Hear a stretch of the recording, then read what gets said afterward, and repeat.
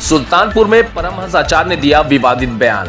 सुल्तानपुर में परमहंस आचार्य ने दिया विवादित बयान। देवबंद पर नहीं लगा बैन तो भारत में जितने मदरसे हैं उन्हें तोड़ देंगे। मदरसा में भरा जा रहा है सांप्रदायिक जहर। नमस्कार, आप देख रहे हैं अयोध्या की आवाज। अयोध्या के तपस्वी छावनी पीठाधीश्वर परमहंस आचार्य सुल्तानपुर पहुंचे। उन्होंने मीडिया से बात करते हुए विवादित बयान दिया।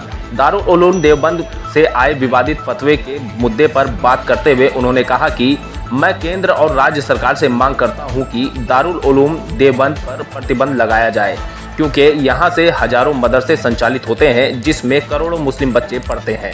उनके अंदर जिस तरह से जहर भरा जा रहा है, एक सांप्रदायिक जहर हिंदुओं के विरोध में, ये निश्चित रूप से बेहद आपत्तिजनक है।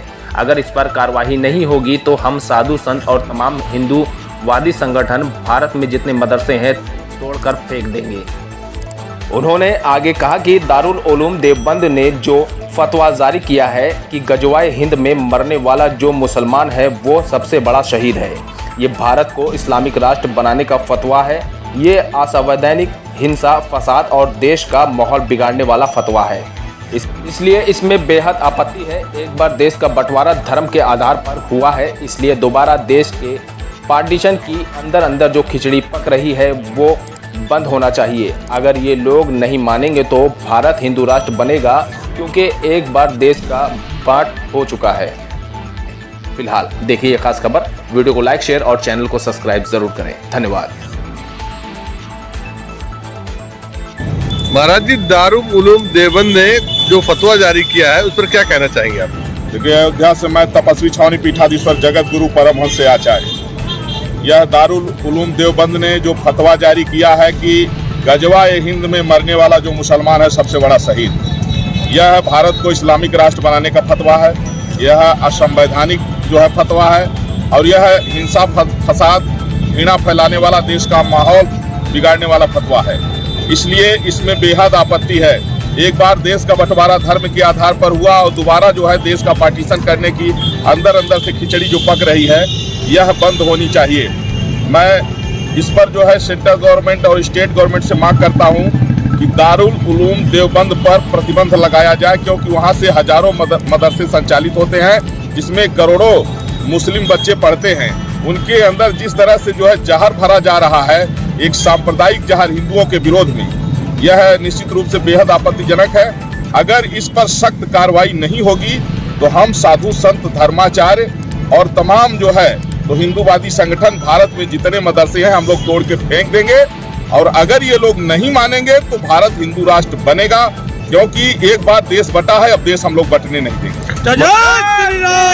महाराज, आगामी लोकसभा चुनाव को लेकर के आपने पूर्व में भी ये कहा था कि शायद आप चुनाव लड़ना चाह रहे हैं। देखिए, ऐसा है कि जो कि 7 नवंबर 1966 को जब कांग्रेस की गवर्नमेंट थी, तत्कालीन प्राइम मिनिस्टर इंदिरा थी, उस समय देश के कोने कोने से नौजवान, किसान, माताएं, बहनें, बेटियां, बच्चे, साधु संत दिल्ली संसद भवन पहुंचे थे गौ हत्या बंद कराने के लिए, जब इंदिरा ने गोलियां चलवा दिया था। तो इसलिए हम लोग जो है कांग्रेस से बहुत पीड़ित हैं। इसलिए कांग्रेस को भारत से कांग्रेस को मुक्त करने के लिए, जैसा कि मोदी जी ने कहा था, उसके लिए हमने जो है तो रायबरेली से चुनाव लड़ने के लिए ऐलान किया था। लेकिन मेरा नाम आते ही जो है तो सोनिया गांधी ने मैदान छोड़ दिया है।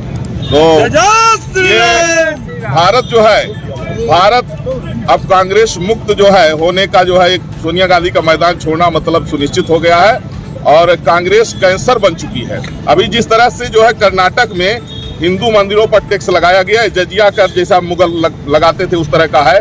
इसलिए कांग्रेस पार्टी जो है ये हिंदू विरोधी है, ये संविधान विरोधी भी है। इसलिए जो है कांग्रेस मुक्त भारत जो है आगे बढ़ रहा है और हम लोग इसमें जो है खड़े हुए। महाराज, तो क्या आप जो है सोनिया गांधी जी चुनाव नहीं लड़े तो क्या आप भी नहीं लड़ेंगे चुनाव, की लड़ेंगे आप? नहीं, मैं चुनाव रायबरेली से लड़ूंगा। आप लड़ेंगे? और अगर पार्टी ने टिकट, मान लीजिए भारतीय जनता पार्टी ने आपको टिकट नहीं दिया, तो क्या आप निर्दलीय लड़ेंगे? नहीं, ऐसा हो ही नहीं सकता है। देखिए, भारतीय जनता पार्टी को हम लोगों ने जो है, चूंकि सनातन धर्म की रक्षा का जो है एकमात्र पार्टी है भारतीय जनता पार्टी, और भारतीय जनता पार्टी का वजूद ही हिंदुओं से है। जब इनकी 2 सीटें हुआ करती थी तब ये कहे कि रामलला हम आएंगे, मंदिर वहीं बनाएंगे, तब से इनका जो है तो फिर वो धीरे धीरे बढ़ने लगा वो और जनाधार। और इस समय भारतीय जनता पार्टी का जो परचम लहरा रहा है उसमें हम लोगों की ही देन है।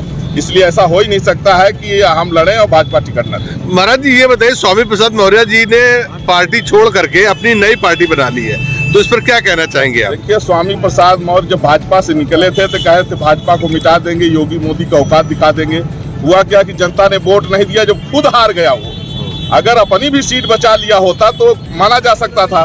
जब ये खुद हार गया तब ये इसकी पार्टी बनाने से क्या है, तो साफ है इससे जो है तो ये किसी काम का नहीं रहा, इसके पाप का घड़ा भर गया। ये इसने हिंदुओं को गाली दिया, इसने धर्म ग्रंथों पर जो है अपमानजनक टिप्पणी किया। इसलिए जनता जानती है कि जनता का जो है हित भारतीय जनता पार्टी में है। इसलिए इन सभी जितने ये सब गिरगिट जैसे रंग बदलने वाले, और स्वामी प्रसाद मौर्य तो ये महान जो है, इसको नीच से भी नीच है। इसने किसी को नहीं बख्शा, अपने बाप दादाओं तक को नहीं बख्शा। जिस पार्टी में रहा, ये भाजपा जिस पार्टी में रहा उसी पार्टी से जो है तो इसने जो बगावत किया है और गद्दारी किया है।